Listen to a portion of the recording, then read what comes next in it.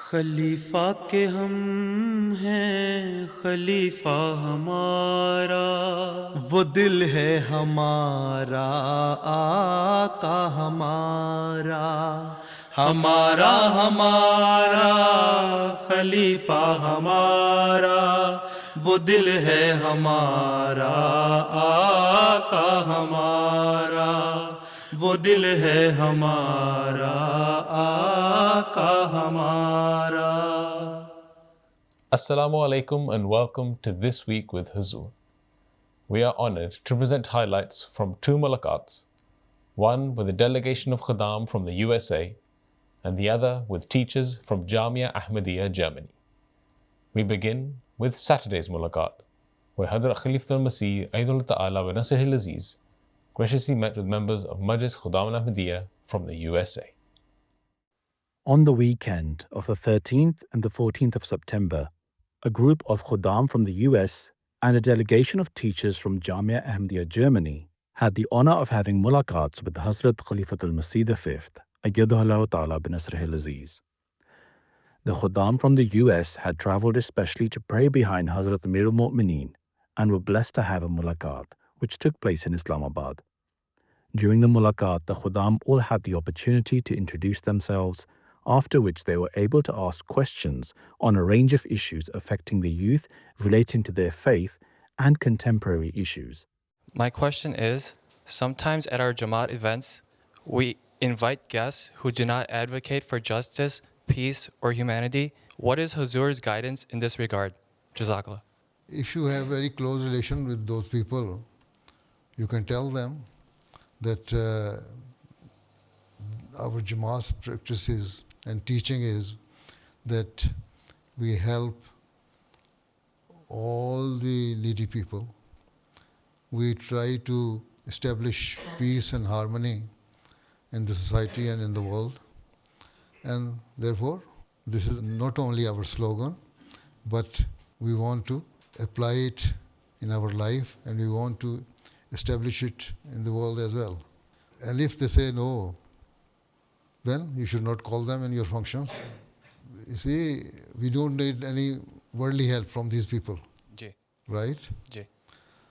But if you know somebody who is speaking against Muslims, who is not respecting and honoring the rights of the people, then he should not be invited in any of our functions. You can inform the administration. If I come to know any person who is not establishing peace in the society or even disturbing it, then I normally ask the administration to never invite them. There have been so many occasions when we withdrew our invitation. In households where English is the first language and parents themselves do not speak English, do not speak Urdu fluently, what is the best way to teach Urdu to our children? تم نے سیکھ لی اردو. کوشش تو کرتا ہوں. How did you learn it? Just from learning from my parents speaking it. From parents? G G. If they speak Urdu Ji, with ji. you, then it's okay, then you will learn it. Even my grandchildren, they speak English. Whenever I ask them any question in Urdu, they reply in English. So that is the habit here. And because the atmosphere here is quite different. They spend quite good time in schools, some hours in schools.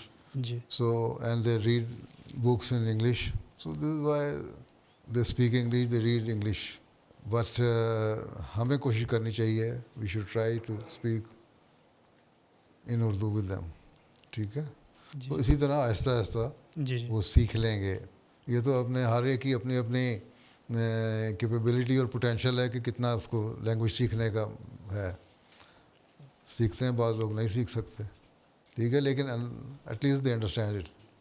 How can we teach our children how to write or اس کے لیے پھر understand? Urdu کلاسیں لگانی چاہیے نا. جی جی. If they are وقف نو children تو وقف نو department کو چاہیے کہ اردو کلاس لگائیں, ان کو سمجھائیں.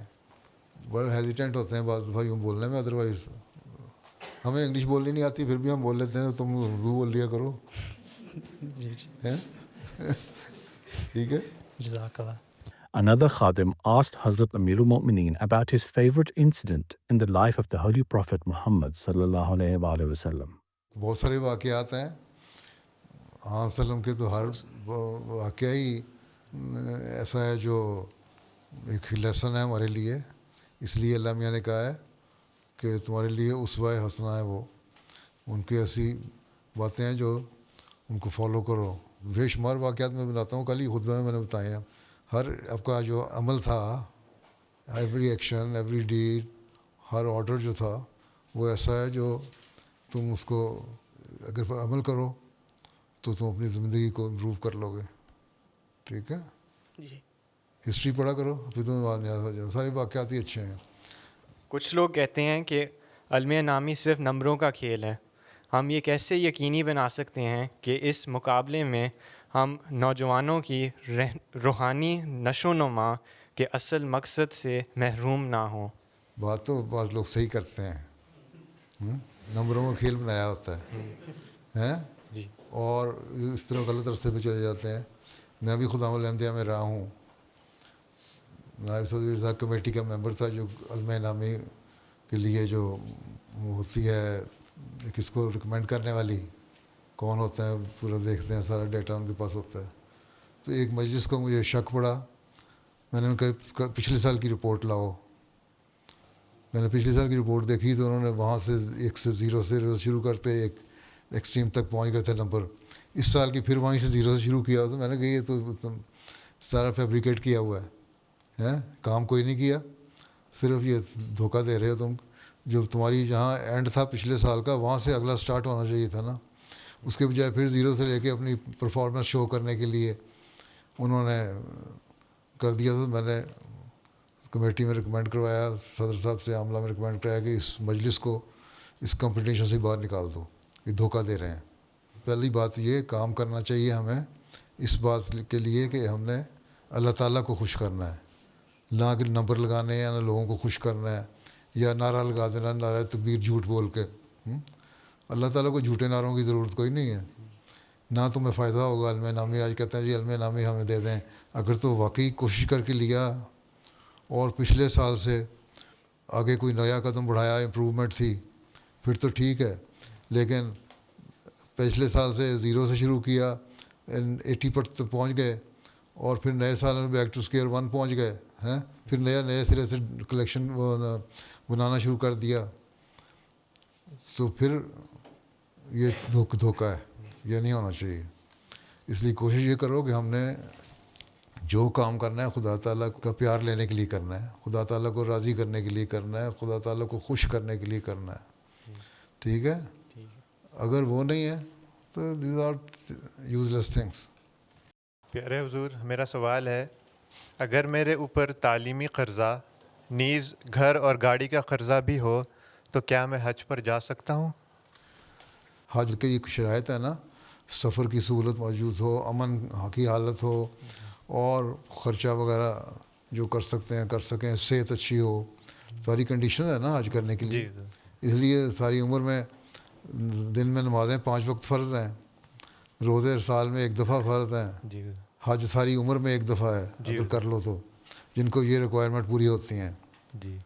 تو اگر آپ سمجھتے ہیں کہ میں مینیج کر لوں گا کہ اپنے قرضے بھی اتار دوں اور جو ہے آپ کا وقت اس کے اندر قرضے اتار لوں گا اور حج پہ چلا جاؤں تو فائنینشلی مجھے کو اوور ٹیکس نہیں ہوگا، اوور برڈن نہیں ہو جاؤں گا، تو پھر ٹھیک ہے چلے جاؤ. لیکن بہتر یہی ہوتا ہے کہ پہلے قرضے اتارے جائیں اور پھر قرضے اتار کے حج یا عمرہ کیا جائے. ٹھیک ہے جی، جزاک اللہ. اور 5 وقت نمازیں پڑھ لو جی صحیح طرح، تو آپ ہی اللہ تعالیٰ قبول کر لے گا. نیت ہوتی ہے نا انسان کی. ایک شخص نے پیسے جمع کیے، غریب آدمی تھا، کئی سال اکٹھے کیے پیسے حج کرنے کے لیے، لیکن اس کے بعد جو جانے لگا حج پہ تو ہمسایوں کے گھر سے اس کو خوشبو آئی گوشت پکنے کی. اس نے اپنے بچے کو بھیجا کہ جا کے ان سے تھوڑا سالن لے آؤ. ہم نے بھی کئی مہینوں سے کئی سال سے گوشت نہیں کھایا. تو جب وہ بچہ گیا تو اس نے کہا نہیں تمہیں نہیں دینا, تمہارے کھانے والا نہیں ہے یہ. تو خیر وہ اس کا باپ بچے کا پھر دوبارہ ہمسائے کے پاس گیا, اس نے پوچھا کہ تم گوشت کھا رہے ہو تو ہمارے لیے کیوں نہیں کھانے والا؟ وہ کہتا ہے اس لیے کہ میں اور میرے بچے 7 دن ہو گئے ہم نے کھانا نہیں کھایا, بھوکے تھے. میں باہر گیا ہوں تو ایک گدھا مرا ہوا تھا, تو اس کا گوشت میں کاٹ کے لے آیا ہوں. مردار کا گوشت تو کھانا بھوک کے اور مرنے کی حالت میں جائز ہے نا, وہ میرے لیے جائز ہے, تمہارے لیے نہیں. اس آدمی کو جس نے حج کے لیے رقم کٹھی کی تھی اس کو اتنا اس سے صدمہ ہوا کہ ہے میرا ہمسایہ بھوکا رہتا تھا, میں نے خبر نہیں کی اور میں کچھ نہ کچھ تو کھاتا تھا نا, اس کو بھی دے دیتا. بہرحال اس نے جتنے پیسے اکٹھے کیے تھے نا حج کے جانے کے لیے, وہ اس کو جا کے دے دیے کہ تم یہ گندا کھانا پھینک دو اور جا کے پاک کھانا اچھا کھانا لے آؤ بازار سے اور خود بھی کھاؤ, اپنے بچوں کو کھلاؤ. تو اس وقت اللہ تعالیٰ نے وہاں ایک بزرگ کو مکے میں بتا دیا کہ آج اس دفعہ یہ سارے جو لوگ حج کرنے آئے ان کا حج قبول نہیں, کوئی نہیں ہوا, صرف اس آدمی کا حج قبول ہوا ہے. ٹھیک ہے جی. اور تو اس کے پاس گیا وہ کہ تم نے کیا کیا تھا؟ انہوں نے کہا صرف یہ تھا کہ میں نے پیسے اکٹھے کیے تھے کئی سالوں کے, پھر میں نے اس بھوکے کو کھانا کھلانے کے لیے اپنے پیسے اس کو دے دیے. تو اللہ تعالیٰ نے, اس نے حج نہیں بھی کیا تھا, اس کا حج قبول کر لیا. اگر آپ نیک کام کر رہے ہیں اور غریبوں کا خیال رکھ رہے ہیں, نمازیں صحیح طرح پڑھ رہے ہیں, نیت آپ کی نیک ہے حج کرنے کی, تو جب اللہ کا موقع دے گا تو حج بھی ہو جائے گا. لیکن اس سے پہلے بھی اللہ تعالیٰ حج قبول کر لیتا ہے. جی. ٹھیک ہے, بغیر حج کیے بھی حج قبول کر لیتا ہے اگر نیت نیک ہو, جی. گڈ انٹینشن ہونی چاہیے. جی حضور. ٹھیک ہے. جی. جی. جی. جزاک اللہ. حضور میرا سوال ہے کہ تشخیص بجٹ کے موقع پر بعض خدام برا مناتے ہیں اور ناظم مال یا قائد کو کہہ دیتے ہیں کہ یہ ہمارا نجی معاملہ ہے. نیز عہدے دوران بھی کئی مرتبہ صاف کہہ دیتے ہیں کہ ہم لوگوں سے ان کی تنخواہ وغیرہ کے بارے میں پوچھنا مناسب نہیں سمجھتے. حضور اس سلسلے میں ہماری رہنمائی فرمائیں. اس لیے وصیت میں بھی پہلے فارم میں یہ ہوتا تھا کہ میری اتنی انکم ہوئی ہے اور اس پہ میں چندہ وصیت ادا کر رہا ہوں. اس وقت خلافت رابعہ میں پھر یہ سوال اٹھا تھا کہ بعض لوگ نہیں کس طرح کرنا چاہتے, تو انہوں نے کہا تھا ٹھیک ہے اگر موسی سے ہم یہ ایکسپیکٹ کرتے ہیں کہ وہ تقویٰ پہ چلنے والا ہوگا تو اس لیے وہ صرف یہ ڈکلیریشن دے دے کہ جو میں چندہ دے رہا ہوں میری انکم کے مطابق ہے. تو اگر کوئی انکم نہیں بھی بتاتا, یہ کہہ دیتا ہے جو میں چندہ دے رہا ہوں وہ اتنا ہی دے سکتا ہوں اور انکم کے مطابق دے رہا ہوں, یا میں اتنا ہی چندہ دے سکوں, اتنا بھی کہہ دے تو بس ٹھیک ہے اس سے لے لو, اس کو ضرورت نہیں ہے اس سے زیادہ قریدنے کی, پوچھنے کی کہ اتنی آمد ہے کیوں آمد ہے, تو ان کو چھوڑ دو. آج کل ویسے ہی GDPR کا جو لا بن گیا نیا دنیا میں ہر جگہ, اس سے ویسے ہی آپ کی انفارمیشن اگر آپ کسی سے لیتے ہیں اور وہ کسی طریقے سے کہیں لیک ہو جاتی ہے تو آپ کو کیس کر سکتے ہیں جماعت پہ. اس لیے بہتر ہے کہ جو انفارمیشن کوئی جتنا دیتا ہے اور اسٹیٹمنٹ دے کے دیتا ہے اتنی انفارمیشن لو. ٹھیک ہے. باقی تقویٰ کا معیار ہے, اس کا معاملہ اللہ کا معاملہ. ٹھیک ہے. ہاں یہ اس سے کہہ دو کہ تم دیکھ لو کہ تم نے چندہ خدا کی خاطر دینا ہے, اس لیے یا تو تم اپنی آمد بتا دو اگر تم بتا سکتے ہو, اور نہیں تو یہ لکھ دو کہ جو میں دے رہا ہوں چندہ اپنی آمد کے مطابق دے رہا ہوں, یا یہ لکھ دو کہ میں اتنا ہی چندہ دوں گا, اس سے زیادہ نہیں دے سکتا, میری آمد جو بھی ہو. ٹھیک ہے. تو ادروائز بہت سارے آج کل کے جو دنیا کے قانون ہیں نا اس میں آپ لوگ اس ویسٹرن ملکوں میں ڈبیٹ میں آ جاتے ہیں. ٹھیک ہے. بالکل. جزاک اللہ. پیارے حضور میرا سوال ہے کہ حضور کے دور خلافت کے سب سے مشکل وقت کون سا تھا اور اس وقت اللہ تعالیٰ نے کیسے حضور کی خاص مدد فرمائی؟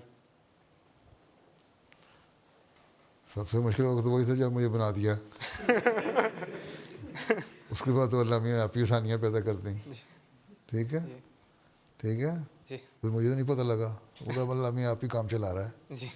ٹھیک ہے. کیا بتاؤں میں, جو مشکل وقت تھا وہ لوگوں نے دیکھ لیا, تم نے بھی دیکھ لیا وہ کسی پرانی ویڈیو میں. The following day, teachers from Jamia Ahmadiyya Germany were blessed to have a mulaqat with Hazrat Khalifatul Masih.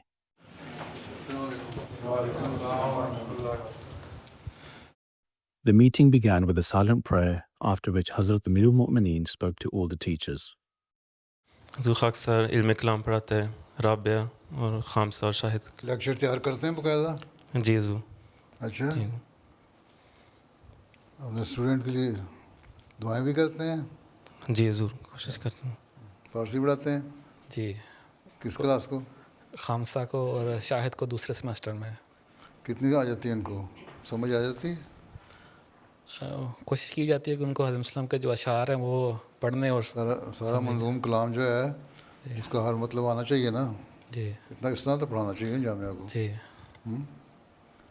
ہر فارسی شعر کا مطلب بھی اور تشریح بھی آنی چاہیے. جی جی وہی پڑھا دیں وہی کافی ہے. جی ٹھیک ہے انشاءاللہ. باقی اپنے علمیت کو چھوڑیں, جی صرف وہی کلام پڑھائیں. During the mulaqat, Hazrat Khalifatul Masih advised the teachers about the importance of prayers. آپ کے اسٹاف ممبر کتنے ہیں؟ یہ 16 ہیں. 17 ہیں ٹوٹل, ایک آئے نہیں اس وقت 16 میں. اچھا, آپ میں سے ہر ایک روزانہ 2 نفل پڑھتا ہے اپنے اسٹوڈنٹس کے لیے؟ جی اگر آپ لوگ سارے پڑھنا شروع کر دیں 2 نفل تو اس کا مطلب 4 سجدے, اور کتنے ہو گئے سجدے؟ 64. اور اسٹوڈنٹ ہیں آپ کے 85. جی حضور. تو اگر سوا اسٹوڈنٹ پہ بھی تقریباً 1 سجدہ آ جاتا ہے تو لڑکوں کی حالت بہت امپروو ہو سکتی ہے جتنا ہونی چاہیے. صرف علمی ہی نہیں, روحانی طور پر بھی امپروو کرنے کے لیے دعا کیا کریں. آپ کے جو پرانے استاد تھے سارے, پرنسپل صاحب, ملک ظفر الرحمان صاحب اور دوسرے لوگ, مرزا صاحب وغیرہ, سارے ان کو یہی باتوں سے پتہ لگتا ہے کہ وہ اپنے اسٹوڈنٹس کے لیے روزانہ 2 نفل ضرور پڑھا کرتے تھے. جی حضور. وہی عادت آپ لوگوں میں ڈالنی چاہیے. آپ ان سے پوچھا کریں نا, میٹنگ جو اسٹاف کی ہوتی ہے اس میں بتایا توجہ دلاتے رہا کریں. جی انشاءاللہ. دباؤ طلبی کی ضرورت نہیں, توجہ دلانے کی ضرورت ہے. جی ٹھیک ہے, دعاؤں پہ ذرا زور ہو. باقی یہاں کا جو مزاج ہے اسٹوڈنٹس کا, یہاں طریقہ جو پڑھانے کا ہے اس کی ان کو عادت ہے. تو صرف جامعہ کی جو پڑھائی ہمارے پاکستانی طریقہ ہے رٹا مارنے کا یا سمجھانے کا, وہ نہیں ہونا چاہیے. نئے نئے طریقے ایجاد کرنے چاہیے کس طرح ان کو سمجھ آئے. کیونکہ پاس تو ہو جاتے ہیں سارے, لیکن میں نے دیکھا ہے بعض دفعہ پوچھو سوال تو کوئی جواب نہیں آ رہا ہوتا. حالانکہ گہرائی میں جا کے ان کو پتہ ہونا چاہیے. جتنا پڑھیں اتنا علم تو گہرائی میں ہو نا. اگر نہیں بھی سارے علم کو کمپریہینڈ کر سکتے تو کم از کم جو ہے اس میں اتنا تو ملکہ حاصل ہو جانا چاہیے کہ صحیح طرح جواب دے سکیں. 2-3 ہیں مشنری جو اچھی بحث بھی کر لیتے ہیں, سوال جواب بھی کر لیتے ہیں, جنرل نالج بھی ہے.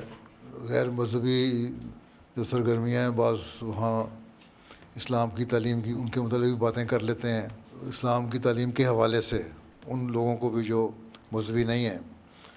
اور سیاسی بھی کوئی لیکچر اس طرح ہوتا ہے مختلف فیلڈس کے لوگوں کو, ماہرین کو بلائیں. بلاتے ہیں, اور صرف احمدیوں کو بلاتے ہیں, غیر احمدیوں کو بلا لیتے ہیں. ابھی تک تو صرف احمدی ہی آتے ہیں. غیروں کو بھی بلا سکتے ہیں آپ, ایکسپرٹس کو, سائنٹسٹ کو, ڈاکٹر کو, پولیٹیشنز کو, مختلف لوگوں کو جن کا علم ہے مختلف فیلڈز میں لیکچر کی, تاکہ ان کا ذرا دماغ کھلے, روشن ہو. لیکن یہ بھی ساتھ خیال رکھنا ہے کہ ان کی باتیں سن کے صرف دنیا کی طرف نہ رجحان ہو جائے. جو لیکچر دے رہے ہوتے ہیں ان میں سبق دینے کے لیے یہ بھی بتایا کریں کہ تم لوگ تو یہاں آرام سے رہ رہے ہو, بہت ساری سہولتیں تو میسر ہیں. پاکستان میں تو مولویان کو جن کے زائد ذرائع آمد نہیں ہیں ان کو پتہ ہی نہیں ہوتا کہ کس طرح گزارا کرنا ہے, لیکن کام کر رہے ہیں. استاد بھی وہاں کے جو جامعہ کے ہیں ان میں بھی بہت ایسے ہیں ان کا مشکل سے گزارا ہوتا ہے. آپ لوگ آرام سے بیٹھے ہوئے ہیں, اور پھر اللہ تعالیٰ کا شکر ادا کرتے ہوئے پھر محنت بھی اتنی زیادہ کرنی چاہیے آپ لوگوں کو. یہ کہنا ہے کہ 6 گھنٹے میں نے پڑھا لیا اور 2 گھنٹے میری بعد میں یا رات کو میری ڈیوٹی ہو گئی, ٹیوٹوریل ٹیوٹر بن گیا میں, تو اس سے میرا گزارا ہو گیا. یہ نہیں ہوگا. کم از کم استادوں کو اپنے جو پڑھائی کے لیکچر تیار کرنے کے لیے 2-4 گھنٹے وقت دیتے ہیں لیکچر کے لیے, اس کے علاوہ ذاتی مطالعے کے بھی تو 5-6 گھنٹے چاہیے نا. اور اس کی عادت ڈالیں تاکہ زیادہ محنت کی عادت پڑے. یہ 6 گھنٹے کے بعد پھر چھٹی ہو جاتی ہے. پھر اس کے بعد جو جامعہ میں چھٹیاں ہوتی ہیں ان میں بھی فارغ ہی ہوتے ہیں اکثر, کوئی کام نہیں ہے. جی حالانکہ آپ لوگ رفح میں بھی رہے ہیں, آپ لوگوں کو پتہ ہے کہ وہاں بعض وقت خدام الاحمدیہ دوسرے کاموں میں مصروف ہو جاتے تھے, بعض ٹھیک ہے بعض نہیں ہوتے ہوں گے, لیکن بہت ساروں کو کام مل بھی جاتے ہیں, تو ایکسٹرا کام کر رہے ہوتے تھے شام کے وقت بھی. اور اگر نہیں تھے تو کم از کم ان کو کہا جاتا تھا کرو. تو یہاں اسی بات کو لے کے جیسا کہ میں نے کہا ہے, شکر گزاری جو ہے اس کا تقاضا پورا کرتے ہوئے کم از کم زیادہ سے زیادہ وقت دینا چاہیے, اور بہتری کے لیے سوچنا چاہیے کہ کس طرح ہم طلباء کا معیار بہتر کر سکتے ہیں, کس طرح ان کی صرف علمی نہیں بلکہ روحانی اور اخلاقی حالت بہتر کر سکتے ہیں. اور وہ اسی صورت میں ہو سکتا ہے جب ہماری اپنی حالت بہتر ہو. جو معیار ہونا چاہیے وہ ہے نہیں. یہاں والوں کو بھی میں یہی کہتا ہوں, آپ لوگوں کے لیے کہتا ہوں, باقی جامعہ والوں کو بھی, تو اس معیار کو حاصل کرنے کی کوشش کریں, کیونکہ آگے چیلنجز بہت زیادہ آنے ہیں. روایتی کام کر کے آپ دنیا کا مقابلہ نہیں کر سکتے, نئے نئے راستے ایکسپلور کرنے ہوں گے. وہ تلاش کریں نئے راستے, کس طرح آپ خود بھی بہتری کر سکتے ہیں اپنے حالتوں میں, اور کس طرح اپنے طلباء کی حالتوں کو بہتر کر سکتے ہیں. اگر دنیا میں انقلاب پیدا کرنا ہے تو پہلے تو آپ لوگوں کو خود دیوانہ بننا پڑے گا, پھر اگلے دیوانے پیدا کریں گے. اسی طرح یہ بھی بتائیں ان کو کہ ان کے جو ڈریس کوڈ کیا ہوتا ہے, پروٹوکول سارا ہونا چاہیے, ایک ذمہ داری کا احساس ہونا چاہیے اپنے کاموں کی, اور پھر اپنی حالتوں کی بہتری کی ظاہری حالت بھی ہو اچھی ہو. یہ بنیادی چیزیں ہیں, یہ جامعہ کے اندر پیدا ہونی چاہیے. جب وہ نکلے تو ایک ایسا ہیرا بن کے نکلنا چاہیے جو پوری طرح تراشا ہو, تاکہ میدان میں جا کے پھر نہ امیر صاحب کو شکوے ہوں, نہ مشنری انچارج کو شکوے ہوں, نہ لوگوں کو شکوے ہوں. جامعہ میں ساتھ ساتھ لگائے ہیں, اتنا صلاحیتیں ہونی چاہیے نا کہ جہاں بھی جائے, جس جگہ بھی لگایا جائے, وہاں وہ پورا کام کرے. تو آپ لوگوں کو ساری ذمہ داری ڈالی گئی ہے کہ آپ وہ تلاش خراش کرنے والے لوگ ہیں جو اس طرح تلاش کے جماعت کو پیش کریں, ایسے لوگ جن کو آگے پھر جو مفید وجود بن سکیں. پھر یہ کہنا ہے 4 پیریڈ لے لیے میں نے, خامسا رابعہ کو پڑھا لیا, اور میں نے معاہدہ اللہ کو پڑھا دیا, اور میں نے عربی پڑھا دی, اس کے بعد میں گھر جا کے سو گیا. یہ تو کوئی بات نہیں ہے. اپنے خود جائزے لیں, خود دیکھا کریں کہ آپ نے علاوہ لیکچر تیار کرنے کے, جیسا کہ میں نے پہلے کہا ہے, کتنے گھنٹے مطالعہ کیا ہے. آپ لوگوں تو علمی لوگ ہیں, آپ لوگوں کو تو ویسے ہی کتابی کیڑا ہونا چاہیے. علاوہ ورزش کے صبح اٹھیں, تہجد کے بعد, نماز فجر کے بعد تو آدھا پونا گھنٹے کی واک کریں. اب تو ویسے ہی سردیاں آ رہی ہیں, موسم ذرا راتیں لمبی ہو گئیں, یہ بھی نہیں بہانا, رات کو کافی سو لیتے ہیں. اور اس کے بعد تازہ ہوا میں سیر کرنے کے بعد, گرمیوں میں بھی اگر ریسٹ کرنا ہے تو 1-1.5 گھنٹہ ریسٹ کیا, اس کے بعد پھر کام شروع کر دیں. اس سے آپ دیکھ لیں گے آپ کے ذہنوں کو بھی ایک تقویت پہنچے گی, جلا ملے گی, اور آپ کی جسمانی طور پہ بھی آپ بہتر ہوں گے. تو یہ چیلنج ہے آپ لوگوں کے سامنے. صرف جامعہ میں 2 کلاسیں لینا چیلنج نہیں ہے, جماعت کو ایسے لوگ مہیا کرنا آپ کے لیے چیلنج ہے جو روحانی, علمی, اخلاقی ہر لحاظ سے بہتر ہوں. مستقبل کی جو کریم پیدا کرنی ہے اپنے جماعتی اصلاح کے لیے, اس کو ٹارگٹ سامنے رکھ کے اپنے کام کیا کریں. نہ کہ ایک صرف میں نے مضمون پڑھا دیا, میں نے عربی پڑھا دی, میں نے فقہ پڑھا دیا, میں نے علم کلام پڑھا دیا, قرآن کریم کا ترجمہ پڑھا دیا, تفسیر پڑھا دی, اور پھر اس کے بعد ان میں یہ عادت ڈالیں کہ بعد میں تم نے پڑھنا ہے.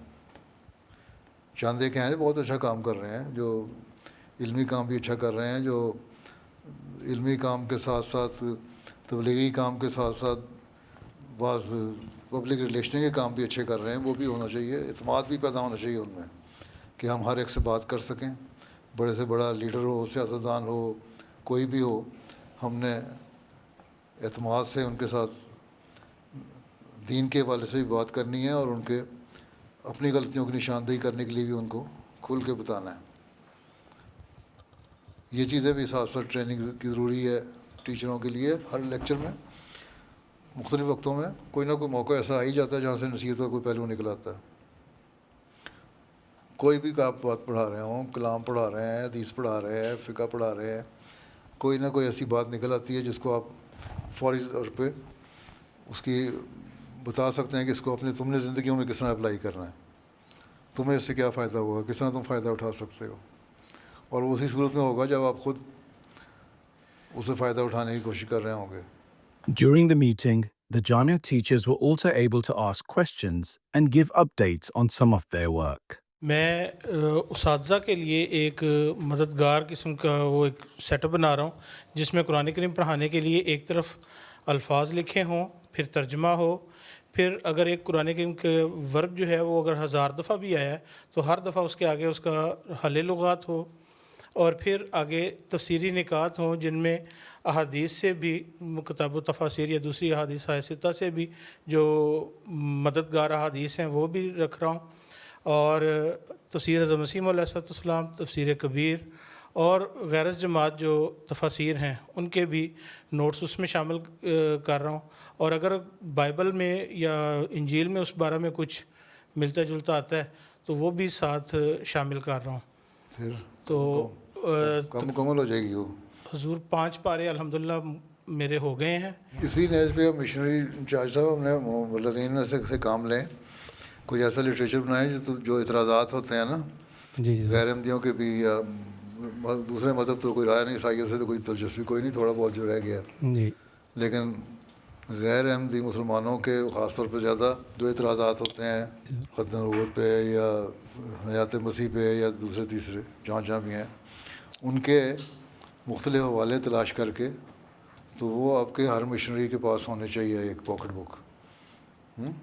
یہ بھی مواد ہیں, آپ کو تجربہ ہو چکا ہے اشاعت میں رہ کے. جی حضور, جرمن زبان میں تیار کی ہوئی ہے جس میں 8 مختلف ٹاپک اس طرح جن میں اعتراضات اور ان کے جوابات. آپ دیکھا کریں آپ کے مشنری ان کو پڑھ بھی رہے ہیں کہ نہیں, کہ اپنے شیلف میں رکھ دیے جا کے. جی ٹھیک ہے, ان کو جائزہ لیتے رہا کریں. جی ٹھیک ہے. اور جو نئے اعتراض پیدا ہوتے رہتے ہیں, بنیادی اعتراض تو وہی ہوتا ہے, لیکن کوئی نہ کوئی نئے ایک پیدا کرنے کی کوشش کرتے ہیں, جدت اس میں حالانکہ ہوتی کوئی نہیں, لیکن اس کا بھی جواب ساتھ آ جانا چاہیے. جی انشاءاللہ. تو اس طرح ٹریننگ کریں اپنے مشنریز کی. ٹھیک ہے. During the mulaqat, Hazrat Mir al-Mu'mineen advised one Murabbi Silsila who deals with matters of qaza. خاص طور پہ جو نوجوان لوگ ہیں ان کے بھی جو عائلی مسائل زیادہ ہوتے ہیں, ان کو بھی تسلی نہیں ہوتی. کسی کو آپ حق مہر دلواتے ہیں, کسی کو نہیں دلواتے, کسی کو زیور دلوا دیا, کسی کو تحفہ کہہ دیا, کسی کو نہیں کہہ دیا. وہ سارے ارشادات جو ہیں خلفاء کے اصلی انسانی کے ارشادات بھی ہیں, بعض کے فیصلے وہ سارے پڑھے ہیں خود. جی حضور, کچھ نہ کچھ پڑھیں چنیدہ, لیکن کچھ نہ کچھ نہیں پڑھے, سارے پڑھو نا. ہاں جی اتنا کون سی مصروفیت ہے, پڑھ نہیں سکتے, اپنا جائزہ لو نا سارا دن کا. تو کوئی بھی نہیں ہے جو 14 گھنٹے کام کرتا ہو. 6 گھنٹے سونے کے لیے کافی ہوتے ہیں نا, 3 گھنٹے کھانے پینے کے لیے, لوگوں سے گپے مارنے کے لیے فیملی کے سے کافی ہیں. 2 گھنٹے اور دے دو. ٹھیک ہے. جی. تو 6 5 11 تو 13 گھنٹے ہیں آپ کے پاس جن کا صحیح استعمال ہونا چاہیے. وہ 13 گھنٹے کا استعمال یہ اپنے اسٹوڈنٹ کو بھی عادت ڈالیں. جو اسپیشلائز کرنے والے اسٹوڈنٹ ہوتے ہیں نا, جو بڑی ریسرچ والے یا دوسرے رشین اسٹوڈنٹ یا امریکن اسٹوڈنٹ جو پاس ہیں, ان کی ایوریج رشین کی بلکہ زیادہ ہے. وہ 13-14 گھنٹے پڑھتے ہیں, امریکن 11-12 گھنٹے پڑھتا ہے. تو یہ عادت پڑے گی تب وہ, یہ عادت اسٹوڈنٹ میں ڈالنی چاہیے آپ کو, اور اسی صورت میں ہوگی جب آپ خود بھی کر رہے ہوں گے. دعا کی درخواست ہے, انشاءاللہ ہم کوشش کریں گے. دعا کے ساتھ عمل کرنا پڑتا ہے. بعض لوگ آگے کہتے ہیں کہ دعا کریں یہ ہو جائے. میں کہ پہلے یہ بتاؤ کہ تم نمازیں کتنی پڑھتے ہو. یہ پتہ لگتا ہے 3, میں کہ تمہاری دعائیں ہیں نہیں تو میری دعا کہاں سے تمہیں لگنی ہے. تو پہلے خود کوشش کرنا ہے. ہاں سر نے یہی فرمایا تھا نا, تم بھی اپنی دعاؤں سے میری دعاؤں کی مدد کرو. ہاں تو اس سے بڑا بدی بات کون ہے؟ ٹھیک ہے نا؟ جی حضور انشاءاللہ. ایک بات پوچھنی، جو پاکستان کے حالات ہیں حضور کا کیا ہے کہ بہتر ہوں گے جو جماعت احمدیہ کے ساتھ بھی اور ویسے بھی عمومی طور پر جو ہیں؟ ایک ہر چیز کا ایک کلائمیکس ہوتا ہے، اس کے بعد زوال شروع ہو جاتا ہے. تو یہاں بھی ایک کلائمیکس ہونا ہے، کب ہونا ہے اللہ بہتر جانتا ہے. ٹھیک ہے، ابھی فلسطینیوں والا حال تو نہیں نہ ہو رہا پاکستان میں ابھی، بلکہ اللہ کا فضل ہے کچھ پچھلے کچھ عرصے سے کچھ بہتری کی طرف ہیں. کچھ لوگ ایسے ہیں افسروں میں سے بھی جن کے دلوں میں اللہ تعالیٰ کچھ نرمی پیدا کر رہا ہے، اس لیے کچھ بہتر بھی بعض نتائج سامنے آ جاتے ہیں. لیکن ٹھیک ہے، وہ لبیک کی تحریک جو ہے وہ چل رہی ہے، جب تک ان کا بھی ایک کلائمیکس ہونا ہے پھر زوال آ جانا ہے انشاءاللہ. امید رکھو، دعائیں کریں نا، دعاؤں کا معیار بھی تو پاکستانی بڑھائیں نا اپنا. ٹھیک ہے، پھر ہی ہوگا نا. As the mulaqat concluded, the attendees had the opportunity to have a photo with Hazrat Amir al-Mu'mineen. Those were highlights from just some of beloved Huzoor's activities last weekend. We now end with our final segment, the Friday Sermon Summary. In today's Friday sermon, Huzoor, may Allah be his helper, continued his sermons on the Battle of Taif. Huzoor, may Allah be his helper, narrated a remarkable incident of Hazrat Abu Sufyan bin Harb radiyallahu anhu, once a fierce opponent of Islam who became ready to make great sacrifices for the faith. جیسے مشرکین کے تیر اندازی سے زخمی ہونے والوں میں ایک حضرت ابو سفیان بن حرب کا ذکر ملتا ہے. ایک تیر ان کی آنکھ میں آ کر لگا جس سے ان کی آنکھ باہر نکل آئی. یہ سیدھے رسول اللہ صلی اللہ علیہ وسلم کے پاس آئے اور اس حال میں کہ ان کی آنکھ ان کے ہاتھ میں تھی، انہوں نے آپ سے عرض کیا، یا رسول اللہ، میری یہ آنکھ اللہ کے راستے میں جاتی رہی. حضرت صلی اللہ علیہ وسلم نے فرمایا، اگر تم چاہو تو میں دعا کروں گا اور تمہاری یہ آنکھ واپس اپنی جگہ پر ٹھیک ہو جائے گی، اور اگر آنکھ نہ چاہو تو تمہیں جنت میسر آئے گی. ایک روایت میں یہ الفاظ ہیں کہ عین یعنی آنکھ نہ چاہو تو جنت میں تمہیں عین یعنی چشمہ آب بے رحمت میسر آئے گا. عربی زبان میں عین کے ایک معنی آنکھ کے ہوتے ہیں اور چشمے کو بھی عین کہتے ہیں. ابو سفیان نے کہا، مجھے جنت ہی عزیز ہے. یہ کہہ کر انہوں نے اپنی ہاتھ سے اپنی آنکھ پھینک لی. یہ وہی ابو سفیان ہیں کہ جو فتح مکہ تک اسلام کے شدید دشمن تھے اور جنگ احد میں کفار کی فوج کے سپہ سالار بھی تھے، اور اب مسلمان ہونے کے بعد بھی قربانیوں میں پیش نظر آ رہے تھے.